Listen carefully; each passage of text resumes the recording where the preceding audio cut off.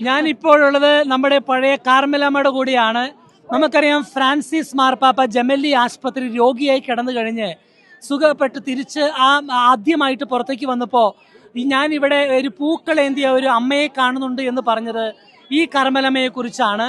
വോളണ്ടിയേഴ്സിന്റെ ജൂബിലിയിൽ പങ്കെടുക്കുവാനായിട്ട് വോളണ്ടിയേഴ്സിന്റെ ജൂബിലിയുടെ concluding ദിനത്തോടനുബന്ധിച്ച് അവരെ മാർപ്പാപ്പ നന്ദി പറയാൻ വന്നപ്പോൾ കാർമലാമയും വന്നിട്ടുണ്ടായിരുന്നു. പതിവ് പോലെ കാർമലാമയുടെ കയ്യിൽ വെള്ളപ്പൂവും മഞ്ഞപ്പൂക്കൾ ഉണ്ടായിരുന്നു നമ്മുടെ ലയോ 14 Marpapi കൊടുക്കുവാൻ വേണ്ടി.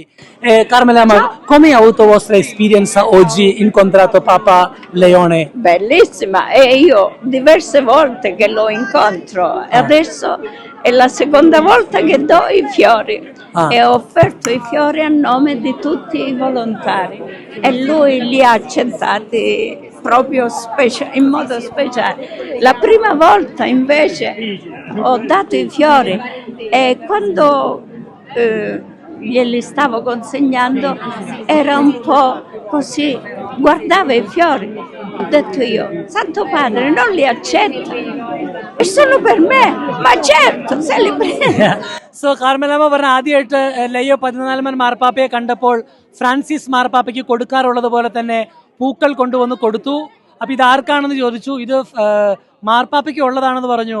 വലിയ സന്തോഷത്തോടു കൂടി കാർമലാമയുടെ കയ്യിൽ നിന്നും ആ പൂക്കൾ വാങ്ങിച്ചു എന്നാണ് കാർമലാമ പറഞ്ഞത്. Quando tu dai questo fiore per Papa, che significa?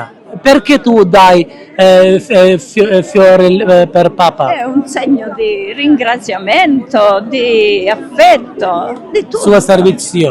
Sì. ഈ എന്തിനാണ് ഈ പൂക്കൾ കൊണ്ടുവന്ന് കൊടുക്കുന്നത് എന്ന് ചോദിച്ചപ്പോൾ പറഞ്ഞ മറുപടി ഇങ്ങനെയാണ്: മാർപ്പാപ്പയുടെ ശുശ്രൂഷയ്ക്കുള്ള ഒരു നന്ദി സൂചകമായാണ് എപ്പോഴും കൊണ്ട് പൂ കൊടുക്കുന്നതെന്നാണ് പറഞ്ഞത്. ഏതായാലും കാർമലാമയെ വീണ്ടും കണ്ടത് വലിയ സന്തോഷം.